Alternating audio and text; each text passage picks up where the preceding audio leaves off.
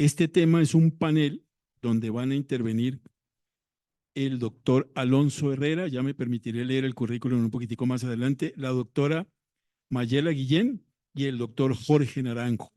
Hará la moderación del panel el doctor Carlos Cárdenas Cueva, presidente del Colegio Médico. El tema de este panel es indicadores para el diagnóstico del crecimiento infantil hasta la adolescencia.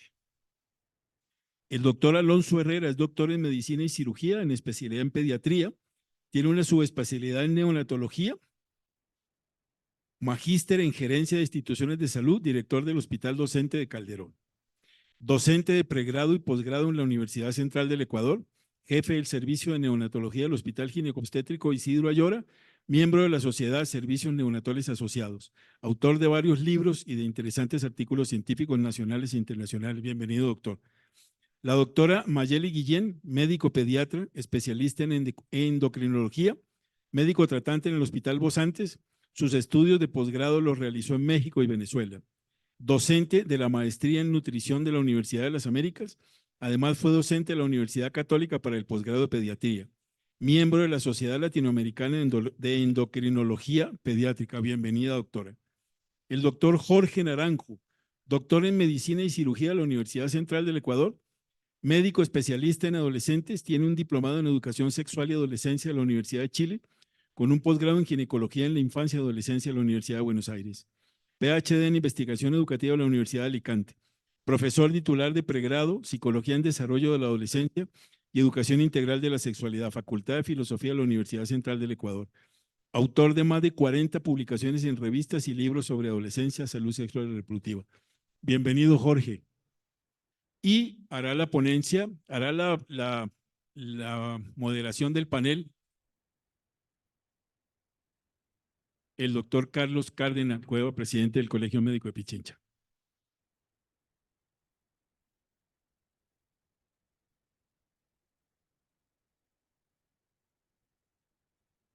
Ya te quitaste la corbata, eso está muy bien, ya vienes más cómodo.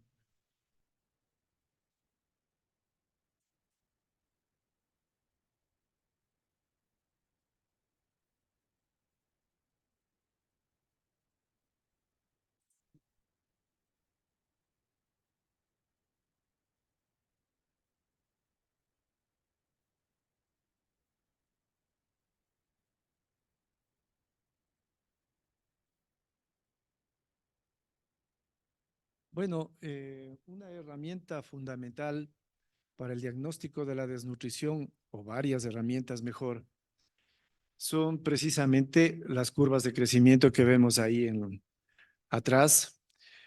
Tenemos la clínica, el cuadro clínico de los niños. Tenemos los temas de los cambios bioquímicos que se producen en los niños con desnutrición. Eh, Así que tenemos varias cuestiones que son importantes que las vayamos conversando con ustedes. Si le vuelven a poner, por favor, a la gráfica que estaba.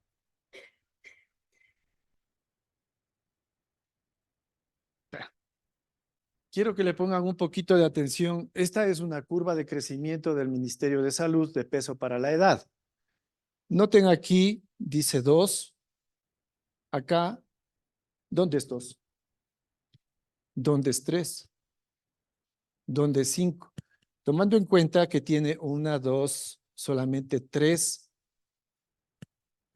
divisiones que deberían ser 4, dando 5 espacios. Y esta es una curva de crecimiento que utiliza el ministerio para hacer el seguimiento del control del crecimiento de los niños. ¿Les parece que está eso bien? Bueno, buenas tardes con todos. Muchísimas gracias por la invitación y realmente muy orgulloso y muy halagado de formar parte de este panel. Bueno, hablar de desnutrición es un tema bastante complejo. Sé que estamos un poquito cansados, pero vamos a tratar de que no nos vamos a extender mucho, sí. Desnutrición en sí es una situación bastante complicada y la desnutrición siempre está en relación con el crecimiento. Entonces, dentro del mundo de la pediatría, el crecimiento y el desarrollo siempre van de la mano. Entonces, una cosa es el desarrollo y otra cosa es el crecimiento. El crecimiento es algo que se puede cuantificar. En cambio, que el desarrollo es algo cualitativo que no lo podemos, notificar plenamente. Sí. Ahora, cuando hablamos de crecimiento, debemos tomar en cuenta que empieza desde la concepción. Sí, desde ahí empieza ya el crecimiento. Luego surgen las diferentes etapas de la vida en donde puede ir creciendo un ser humano sin ningún inconveniente, pero desde el momento de la concepción en sí intervienen varios factores. ¿Cuál creen que es el factor más importante para que ese niño crezca de la mejor manera? Es el aspecto genético. Cada niño tiene su potencial genético y que este potencial genético de alguna vez se ve influenciado por lo que se denomina la epigenética. Y la epigenética no viene a ser más que el medio ambiente, que la condición socioeconómica, la condición familiar. Incluso hay estudios que determinan que el clima, que la altura varía mucho el crecimiento de los niños, ¿sí? Por eso es importante determinar que un niño crece mejor, que no crece, que no vive mucho en la altura, o otros niños crecen mejor cuando no vive mucho en zonas frías o en zonas cálidas. Realmente intervienen muchísimos factores, pero sobre todo es importantísimo que al hablar de crecimiento siempre se relaciona con la nutrición. Y la nutrición empieza desde la preconcepción. Hay estudios incluso que dice que los niños crecen en relación a lo que fueron los hábitos alimentarios del padre y fueron los hábitos alimentarios de la madre, y de alguna forma en las diferentes etapas pueden seguir influenciando, ¿sí? Ahora, existen varios indicadores para diagnosticar, para valorar el crecimiento. Pero dentro de la parte médica, ahí sí quisiera hacer un llamado de atención, porque muchas veces cuando hablamos de crecimiento, nos vamos específicamente a las tablas de crecimiento. Entonces, no sé si me permiten, puedo seguir avanzando un poquito las diapositivas. Sí.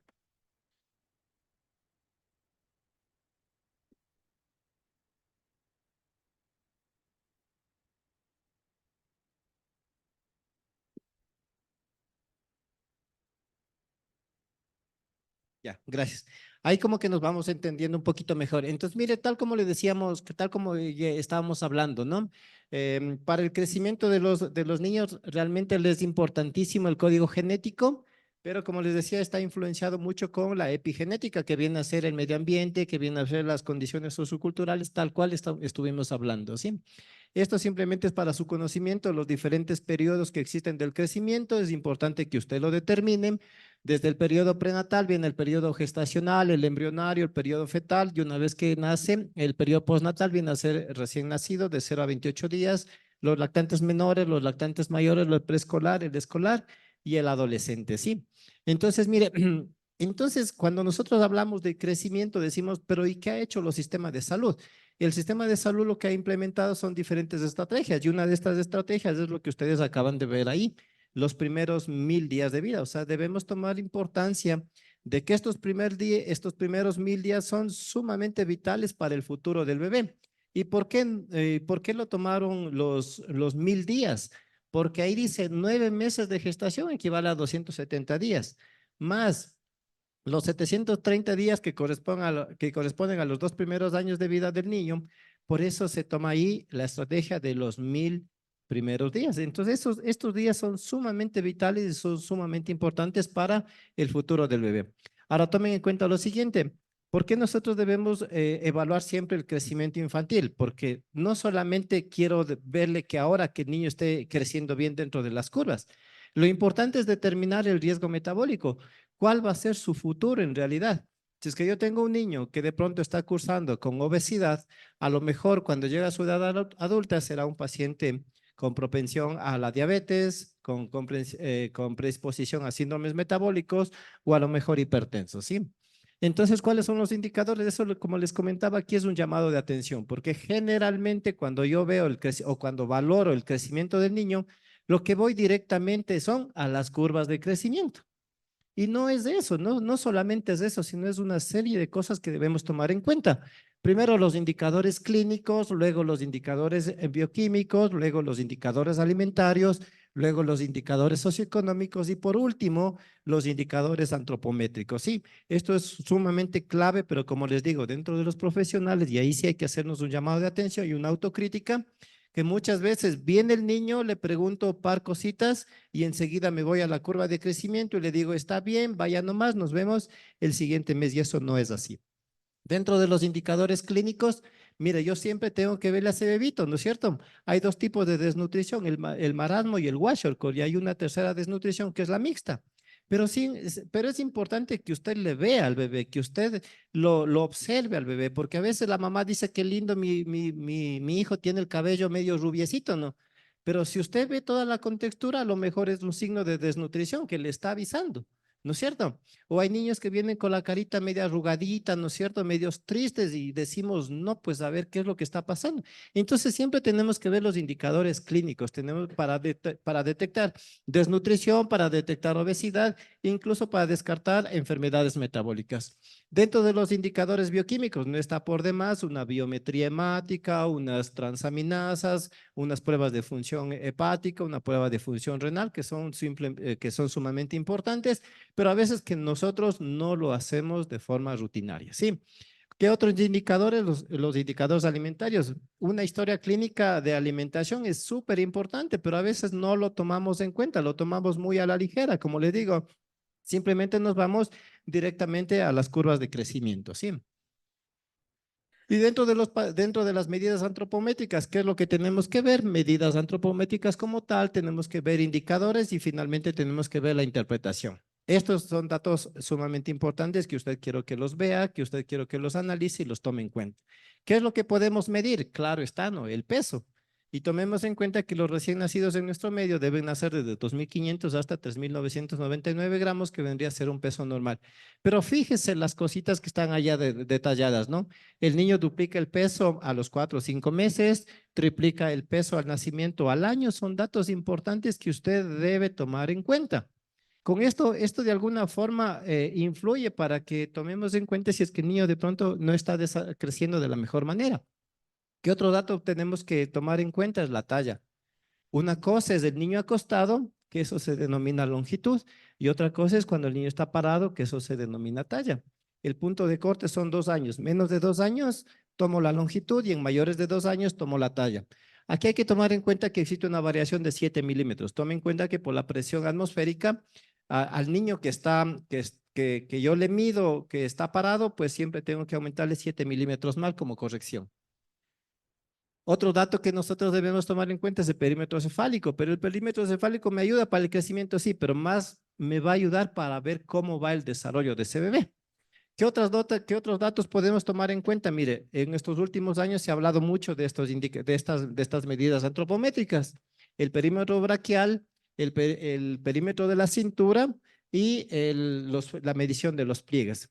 Esto sí es un dato importante, pero no tienen buena sensibilidad y no tienen tampoco buena especificidad para ver cómo va creciendo el bebé. Más bien lo que nos ayuda a ver es calcular el porcentaje de grasa que está dentro de la grasa corporal.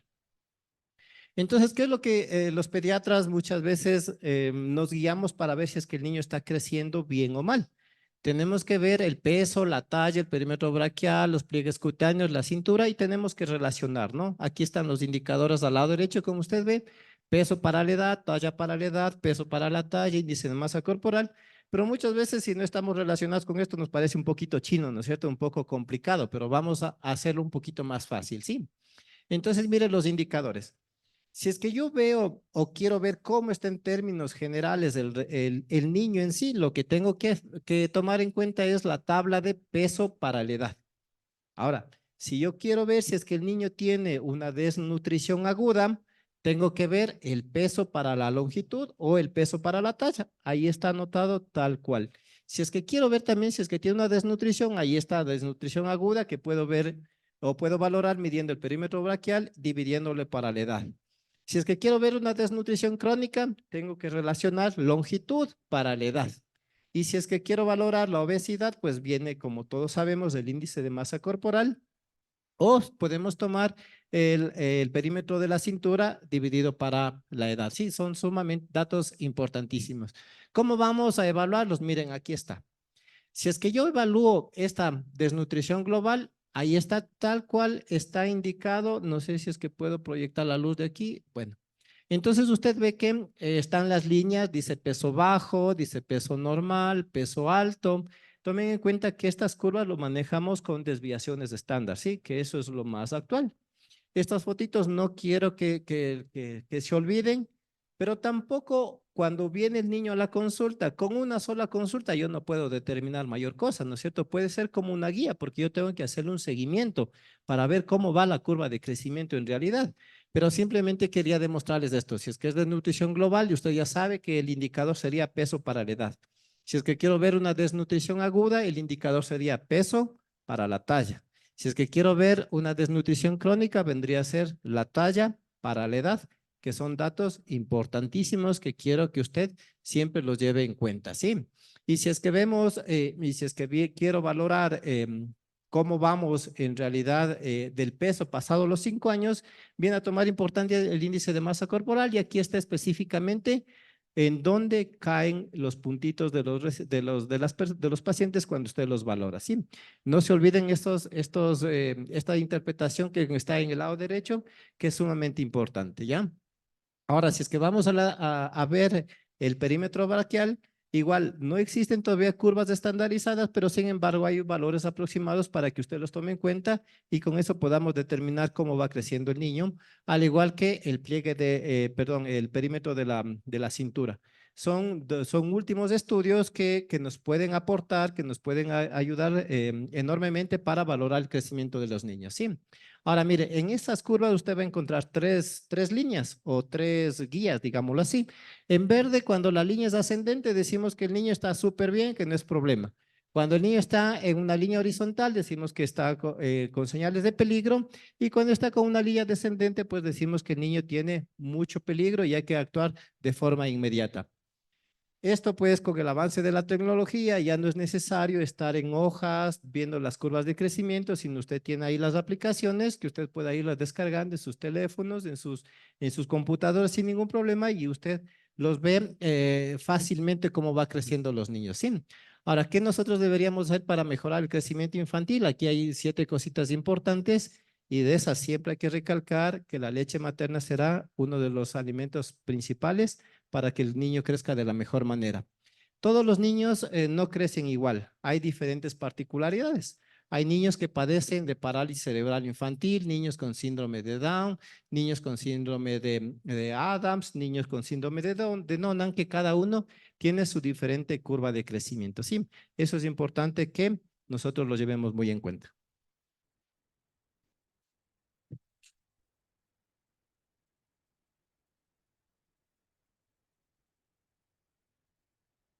Sí, efectivamente, al evaluar a un niño, lo primero que hay que hacer es una historia clínica. Sin historia clínica no vamos a ninguna parte. El tema que les planteaba al principio es controversial porque en la experiencia vemos que desgraciadamente las curvas de crecimiento no se hacen. Desgraciadamente también no todos los niños son vistos por pediatras y más vale es escaso el niño o la madre que trae su carnet en el que se pueda evaluar cómo ha ido creciendo el niño. Para poder hacer esto que dice el doctor, si es que es una línea hacia arriba y paralela, es un crecimiento normal. Si es una línea horizontal, sabemos que se ha detenido y si es que se ha ido para abajo, pues es un alto riesgo efectivamente. ¿Y qué hacemos en esas circunstancias? Es el tema. Entonces, con un carnet que está mal graficado, primero que escasamente lo hace y luego que ni siquiera se han preocupado de ver si eso corresponde o no corresponde. Y la curva de crecimiento que está en el documento del IES también tiene error. Entonces, estas cosas hay que decirlas porque para eso estamos, para eso vinimos. Y efectivamente, el aporte del compañero es absolutamente pertinente y tiene toda la razón en cuanto a que debemos hacer una historia clínica completa, averiguar también el tema de cómo va evolucionando el sostén cefálico, cómo va con el asunto de sentarse, de gatear, de pararse, en el área del lenguaje, cuando empieza a balbucear, cuando tiene el aleo, cuando la madre percibe que el niño le ve, etcétera, etcétera, en relación al neurodesarrollo, que desgraciadamente, como les dije en mi primera intervención, en el carné de controles eso no existe o existe muy ahí a lo mínimo posible. Entonces ahora nos acompaña, perdón, la doctora Guillén, que nos va a hablar sobre la cuestión del... Ok, para continuar, es muy importante que todos tengamos, independientemente de que las curvas funcionen o no funcionen, debemos de tener curvas propias del país. Nosotros las curvas que usamos son las de la Organización Mundial de la Salud, en donde pues tienen población de todo el mundo, pero lo ideal y el deber ser es que tuviésemos nuestras propias curvas, las propias curvas del país, para poder nosotros graficar, porque sabemos que nuestra población o la población ecuatoriana es un poco más pequeña en relación a la población mundial, pero no nos vamos ahorita a poner a discutir en relación a que si esa curva no funciona o no funciona, pero sí tenemos que saber que podemos tener algunas limitaciones, pero es un patrón que nos va a servir para poder tener, partir a partir de ello. Entonces, en relación a los indicadores y a lo que inicialmente vamos a hablar en relación al crecimiento, pues sabemos que el crecimiento corresponde a incremento del número de células. No tiene nada que ver el crecimiento con el desarrollo, que se valoran simultáneamente, pero el crecimiento es solamente el incremento del número de células y que es un proceso que va a ser dinámico en cada una de las etapas de nuestra vida o de las etapas del crecimiento del niño, va a ser diferente y por eso nosotros tenemos que saber en qué momento tenemos que llamar la atención. Va a estar influenciado por múltiples factores. Tenemos que es muy importante la parte genética. En la parte genética, el patrón de crecimiento de la familia, tenemos patrones de crecimiento atenuado y tenemos patrones de crecimiento acelerado. Tenemos la talla blanco familiar, factores hormonales, factores de la etnia, metabólico y la receptividad de los órganos diana. Y de factores exógenos, muy importante la parte nutricional, factores afectivos, deprivación afectiva condiciona a bajos crecimientos en los niños y el ejercicio es muy importante. Entonces el crecimiento en relación al desarrollo y a las etapas del niño va a estar influenciado por múltiples factores. Si yo de repente veo un niño que va creciendo bien y tuvo alguna migración familiar, eso me puede condicionar una falta de crecimiento en ese niño. Y no solamente tenemos que ir a enfermedades orgánicas, tenemos que también ir a enfermedades psicológicas o psicosomáticas que me pueden condicionar alteraciones en el crecimiento. Entonces, la estatura es un parámetro muy importante y cuando uno es pediatra, el paciente cuando llega a la consulta, los padres que llevan al niño a la consulta, siempre van a estar pendientes. El niño está creciendo bien, cómo ha crecido y qué se puede ayudar para crecer. Y el retraso de crecimiento puede ser, o una falta de crecimiento puede ser una manifestación temprana de alguna enfermedad que el paciente vaya a tener. El diagnóstico, pues ya se ha hablado en relación a los antecedentes del paciente. La reconstrucción de las curvas es muy importante y para uno como pediatra y como endocrinólogo, cuando es referido un paciente por talla baja o por falta de crecimiento, es muy importante tener crecimiento en diferentes etapas de la vida. No es solamente que hoy se valoró, hoy se vio y el niño no está creciendo bien, sino de repente ver cómo ha sido su crecimiento desde lo más temprano que se pudo haber visto. La antropometría que se debe ser realizada y dentro de los exámenes que siempre pedimos son exámenes de laboratorios y edades óseas o valoraciones de las edades óseas. En relación a la anamnesis es muy importante desde el momento de la concepción, el tipo de alimentación, el nivel socioeconómico, enfermedades que pudo haber tenido, el uso de alguna medicación, anemia, algún tipo de enfermedad en la familia. La antropometría pues debe ser realizada de la manera óptima. Recordar que esto debe ser realizado por el médico y muchas veces en los centros de salud esto es algo que es realizado generalmente por los asistentes o enfermeras. Recordar que los niños se deben medir acostados antes de los 2 años y de pie después de los 2 años, y que siempre hay una variación entre la posición en longitud y talla. Es bien importante esto en relación a la velocidad de crecimiento, porque como les decía, en las diferentes etapas de la vida va a crecer muy diferente. Los primeros 2 años es donde el niño crece más y puede crecer de 24 a 25 centímetros en el primer año. Luego tenemos en la etapa de la pubertad, en donde nuevamente ocurre un alto aumento de la velocidad de crecimiento, en donde pueden llegar a crecer de 10 a 15 centímetros en la etapa de la pubertad. Esto es bien importante porque no es solamente ver el niño en la talla el día de hoy, sino también ver cuánto ha crecido en los controles y en las consultas sucesivas en las cuales uno va valorando. Es importante también la influencia hormonal en cada una de las etapas para nosotros poder saber qué factores yo puedo favorecer o qué factores me están limitando a mí el crecimiento.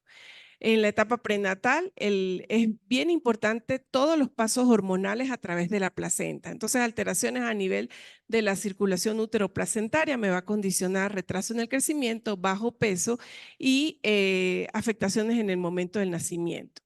Luego tenemos los 2 primeros años de vida, en donde se llama el catch-up de crecimiento. Aquí principalmente van a participar los factores nutricionales, la influencia de las hormonas tiroideas, el metabolismo fosfocálcico y algunas alteraciones a nivel del metabolismo o de acidosis tubulares renales. Existen 2 factores o 2 etapas bien importantes, que es el catch-up, que es un crecimiento acelerado, o landing down, que son niños que nacieron muy grandes y después bajan velocidad de crecimiento, que esto generalmente antes de los 2 años los niños se encarrilan en donde tienen que ir su crecimiento. Luego tenemos en la etapa prepuberal que tenemos una velocidad de crecimiento de 6 a 8 centímetros al año, y aquí principalmente va a estar influenciado por las hormonas de crecimiento y las hormonas tiroideas. Entonces, en estas etapas, si vemos alguna alteración, pues ameritaría valoración de estos ejes. Y luego en la etapa puberal, que mantiene el efecto de la hormona de crecimiento junto con los esteroides sexuales o las hormonas sexuales. Es bien importante esto saberlo, porque dependiendo de la etapa en la cual yo vea el bajo crecimiento del niño, puedo hacer valoraciones o estudios adicionales para poder hacer un abordaje temprano. ¿Y cuándo es el tiempo para nosotros valorar un niño en relación al crecimiento? En el momento en que se tiene la duda.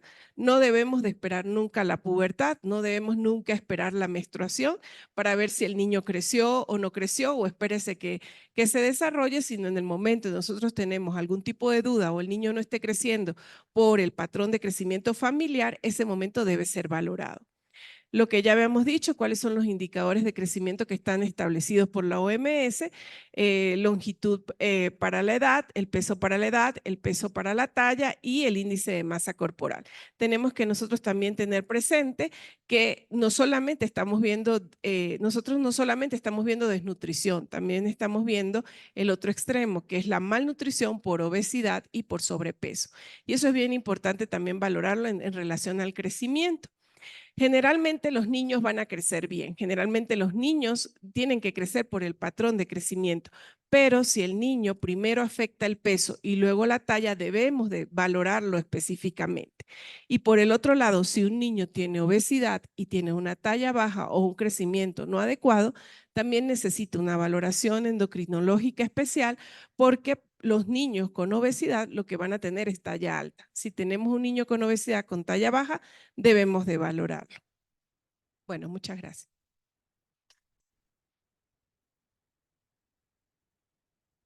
Muchas gracias. Si las curvas de crecimiento, como les decía, o la valoración de crecimiento en los infantes es errático, con los adolescentes casi no existe. Y es lamentable, porque deberíamos continuar haciendo controles de crecimiento en los adolescentes. Así que sobre este tema,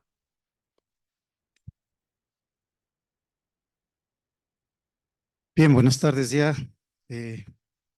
Reciban un saludo fraterno por el Día de la Amistad. Creo que es importante celebrar el día y sobre todo porque me permite desarrollar en este Día de la Amistad alguna defensa empática de la adolescencia. La adolescencia tradicionalmente no ha sido incluida en el grupo de la niñez, esa es una razón de su invisibilidad. tampoco es acogida en el mundo adulto, y los que nos dedicamos al quehacer y trabajo con la adolescencia, sabemos que los adolescentes han sido injustamente desplazados y excluidos de los procesos de atención. Ya bien el doctor Cárdenas nos decía, si tenemos dificultad para llenar las curvas de crecimiento y desarrollo de los niños, imagínense cómo es el trabajo con adolescentes. Tienen este manto de sanidad, de invulnerabilidad, de mortalidad baja, de morbilidad emergente a través de patologías raras o nuevas y que tienen que ver mucho con el desarrollo psicosocial. Sin embargo, pues como ya lo han dicho los compañeros, y la adolescencia no queda exenta de esto, los factores internos y externos son súper importantes, mucho más aún en la adolescencia, mucho más aún en la adolescencia. Esta interacción entre el ambiente interno y externo, entre la genética y la epigenética, es quizá más importante en el periodo del adolescente, con algunos elementos de variación que son fundamentales. Por eso algunos autores consideran la adolescencia como una etapa de oportunidad o de riesgo, dependiendo sobre todo de los factores epigenéticos que acompañan a este proceso de desarrollo que ha venido gestándose una década anterior y que tiene un inicio muy marcado. ¿Cuál es ese inicio muy marcado? El cambio corporal, ¿no es cierto? Este cambio biológico conocido como pubertad, que es muy objetivo, que es muy visible, pero que tiene un cierre por el otro lado, que en cambio es tremendamente subjetivo, porque llegar a ser adulto no depende de la corporalidad, sino de algunas tareas muy importantes que vamos cumpliendo en el desarrollo. Entonces, los indicadores del desarrollo desbordan lo antropológico, la antropometría, lo biológico. Tienen que ir ligados también al desarrollo psicosocial. Y hay un elemento muy importante para la política que se está intentando implementar de los 1000 primeros días de vida. Yo diría que consideren las 1000 primeras semanas, por favor, porque estamos excluyendo inintencionalmente a grupos de adolescentes. UNICEF ya lo manifestó hace 4 años, la necesidad de tomar en cuenta, sobre todo la adolescencia temprana, el periodo de 10 a 14 años, sobre todo, en donde la pubertad hace un cambio drástico, rápido, irrumpe en la corporalidad y la cultura, la sociedad, los medios, irrumpe también en esa corporalidad de una manera drástica. Los chicos tienen entonces que transitar el cuerpo, ¿verdad? En medio de demandas psicosociales muy fuertes. Tienen que construir autonomía, es decir, la capacidad de tomar decisiones de una manera importante. Ya no hay cómo ordenar las dietas. Los pediatras lo saben. La mamá pierde la capacidad, el papá pierde la capacidad de decidir sobre la alimentación porque los chicos hacen una confrontación necesaria que suena a rebeldía y a veces la terminan reprimiendo en vez de educarla. Me parece fundamental entonces pegar una mirada importante distinta al crecimiento y el desarrollo desde la perspectiva solamente biomédica. En lo cognitivo tenemos la afirmación de la identidad. Pregunta crítica del desarrollo. ¿Quién diablo soy? ¿Para qué sirvo? Esta pregunta va acompañada de la necesidad de aceptación. ¿Esto que soy yo me gusta? Y la tercera pregunta importante es ¿qué voy a hacer con esto que soy? Desarrollo del proyecto de vida. Entonces, la adolescencia no solamente tiene índices de desarrollo que van ligados al cuerpo, van ligados a la capacidad de autonomía, a la capacidad de independencia, a la capacidad de tomar decisiones, que es totalmente distinto. ¿Qué nos dice UNICEF al respecto? Es una ventana de oportunidad increíble porque se puede corregir los errores del pasado, como se dice. Se puede corregir en este periodo el rezago, se puede mejorar la desnutrición crónica, se puede cambiar la plasticidad cerebral si es que hacemos una inversión oportuna, adecuada. Y además podemos hablar también del futuro, porque muchas de las cosas que se siembran en la adolescencia las vamos a cosechar en la adultez. Entonces es una ventana de oportunidad. ¿qué cambios importantes tenemos? Se traducen sobre todo en conductas, ¿verdad? El cuerpo implica que tiene que estar mejor, tiene que lucir mejor. Época de atracción erótico-afectiva, de descubrimiento de los pares, de la pareja, la presión de grupo hace presencia y entonces el cuerpo toma poder. A ese cuerpo tengo que someterle a un ejercicio, cambios en el ejercicio intenso o sedentarismo, sumado a veces a otros educadores, otros proveedores nutricionales que proliferan, ¿no es cierto?, en el medio a través de gimnasios, clubes deportivos, donde los chicos y las chicas son sometidas a dietas hiperproteicas, anabólicos, a un montón de sustancias, ¿verdad? Por este objetivo de lucir bien, de desarrollar mi identidad, de afirmar mi masculinidad y mi feminidad. Tenemos además variaciones naturales del apetito. Los chicos son imparables y las chicas de comer en un momento. Ya nos enseñaba la doctora el pico, ¿no es cierto?, que es una de las curvas importantes que tenemos que manejar y que no se hace. La velocidad de crecimiento es fundamental para diagnosticar el momento que los chicos están en fase de ascenso de su desarrollo y cuando están en fase de decrecer, ¿verdad? Y cómo el apetito cambia. Si a eso le sumamos que hay cambios morfológicos, fisiológicos, estructurales en los receptores sensoriales, los chicos tienen problemas de parosmias, disgeusias naturales, venían comiendo bien y ya no quieren aceptar la leche, ya la leche empieza a oler mal. Y entonces los chicos cambian el apetito y empiezan a tener dificultades de relación con la familia que les quiere imponer ciertos hábitos. Y hay cambios en los hábitos alimentarios que son importantes, ¿no es cierto? Saltan comidas, que siempre el desayuno es la comida que más saltan, porque además hay cambios en el patrón de sueño, y ahora que se quedan hasta altas horas de la noche a la madrugada chateando o jugando en línea, pues aparece algo que en adolescentología se llama el vamping, ¿no es cierto? Esta forma de quedarse hasta la madrugada despiertos y tener que despertarse temprano, entonces no tienen chance de almorzar, de desayunar y peor, de dormir adecuadamente. El piqueo a deshoras asociado a los videojuegos, ¿verdad? Las comidas hipercalóricas chatarra, que ya nos han hablado, las dietas de ayuno o dietas especiales que aparecen con mucha frecuencia a través de la presión social, de la presión de grupo, y un elemento que no estaba en la infancia, que es el consumo de alcohol totalmente indiscriminado. Y entonces tenemos que estos cambios conductuales evidentemente van a traducirse en problemas de desnutrición, de obesidad, de problemas de carencias de micronutrientes, es decir, la misma historia, pero con un matiz distinto que en la infancia. Entonces, esto es muy importante entender. La pubertad, periodo de los 10 a 14 años, es un periodo muy importante por la reconfiguración cerebral que ocurre en este periodo.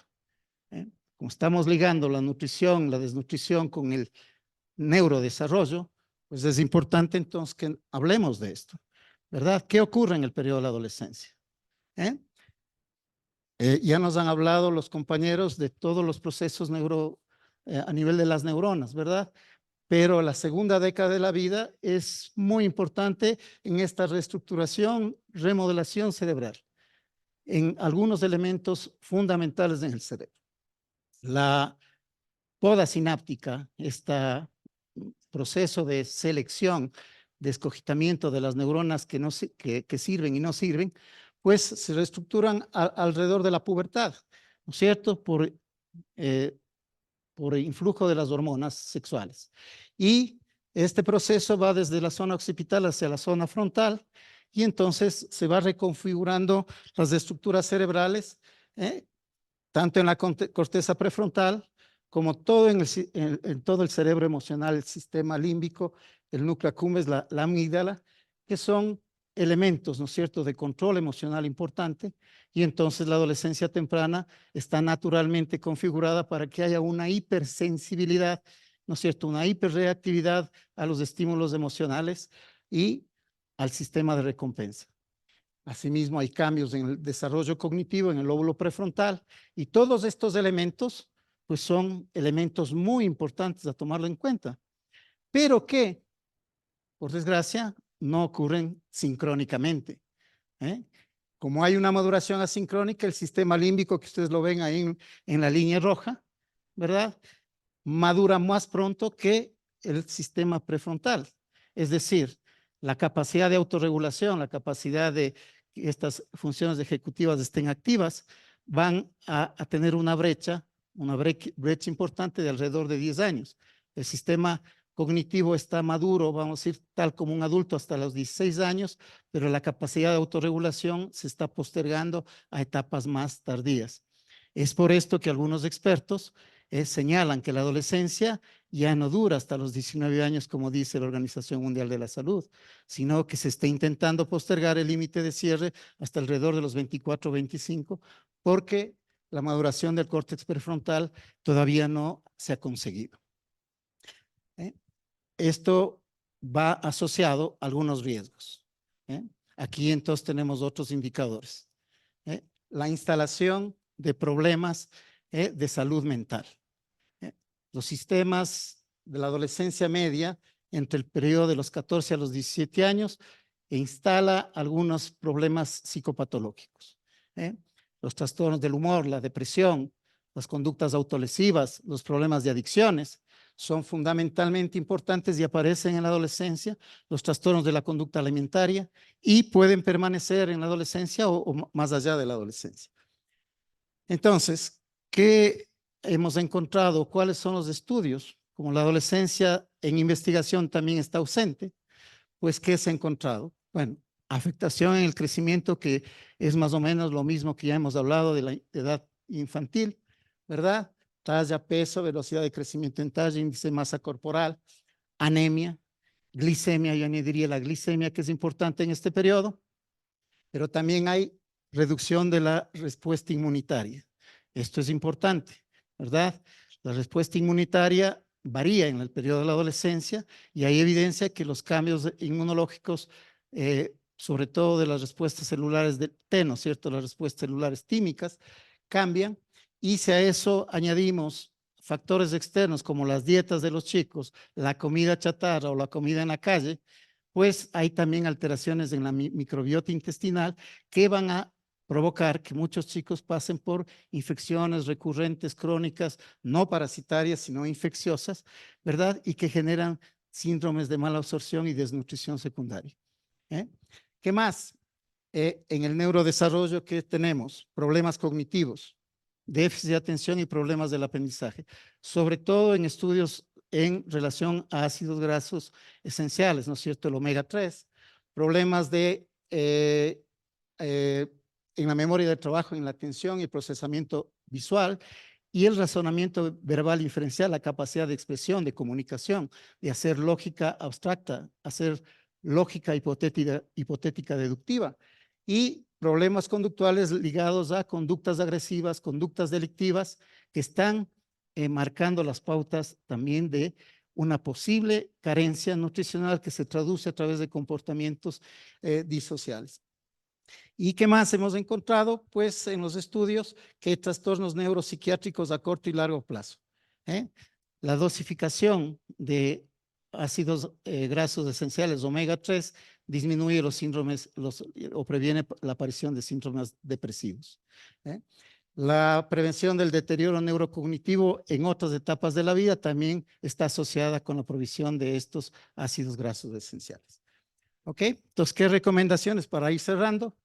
Pues mejorar el servicio de atención para adolescentes. ¿Cuáles son los datos que tenemos en el país? 3% de adolescentes hacen control del adolescente sano. El resto llega por morbilidad, básicamente ligado a salud sexual y reproductiva o a temas de violencia o accidentes. Y entonces hay que hacer antropometría, hay que llenar las curvas, hay que hacer la curva de velocidad de crecimiento. El control de salud escolar se extiende hasta alrededor de la infancia, pero los adolescentes, el adolescente queda huérfano de todo control. Y lo que necesitamos son 2 medidas en el año para poder valorar y anticipar la curva de crecimiento o la curva ya de descenso. Y algo que es súper importante es la psicoeducación familiar nutricional en hábitos alimentarios, en normas de consumo, en modificación del ambiente, en la preparación y en la autonomía para la preparación de los alimentos, que son fundamentales. ¿Qué más? Creo que esto no me dejarán mentir los compañeros pediatras o nutricionistas. Los chicos tienen dificultad para cumplir las dietas. ¿Sí? ¿Por qué? Porque son sujetos de autonomía. y asumimos que la autonomía va a venir mágicamente cuando la autonomía se está postergando para otras etapas. Y entonces necesitamos del trabajo y apoyo psicosocial. Es decir, no puede haber una consejería nutricional sin consejería alimentaria y también con consejería para la toma de decisiones adecuadas. Aprender a diferenciar lo que necesito de lo que deseo o de lo que quiero, que son tareas importantes, reflexivas, y por eso el equipo multidisciplinario debe estar acompañando el proceso. El tema de la seguridad alimentaria y nutricional, que es importante sobre todo en el periodo de la pubertad. Intervenciones nutricionales preventivas en adolescentes en situación de vulnerabilidad, ¿no es cierto? Aquí hemos hablado con algunos elementos nutricionales y creo que es muy importante la capacitación y formación de profesionales, porque los chicos llegan y seguimos viéndolos como que fueran niños cuando tienen otras demandas que no son satisfechas a nivel de la atención.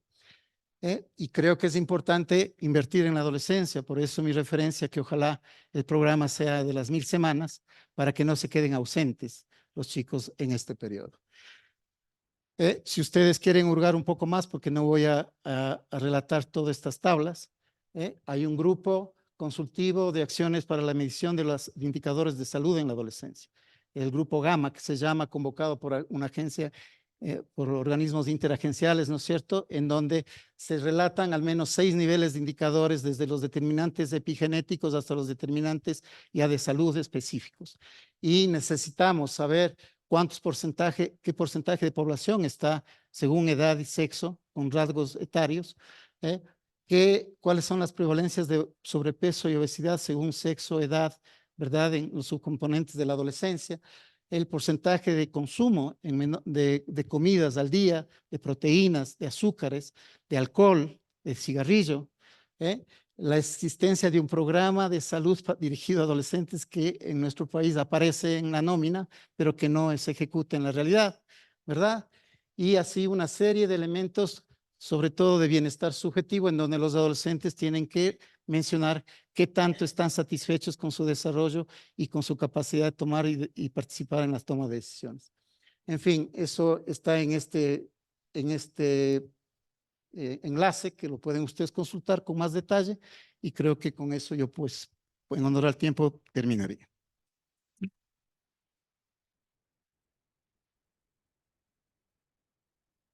Muchísimas gracias a nuestros panelistas. Yo creo que estamos empezando a entender por qué es importante y por qué nos enfocamos en que no fuera solamente un congreso de desnutrición crónica infantil, sino también mirar esa ventana de oportunidades de las que los panelistas nos han impuesto y ver qué pasa con los adolescentes, con esos chicos que tienen esa cantidad de demandas que el doctor Jorge Naranjo nos lo clarificó, nos lo puso muy, muy clarito. Y yo creo que empezamos a adentrarnos en esa parte que el Congreso nos demanda y nos exige, que es no solamente mirar el tema infantil, sino el tema de los adolescentes y justamente en ese cierre de la ventana de oportunidades.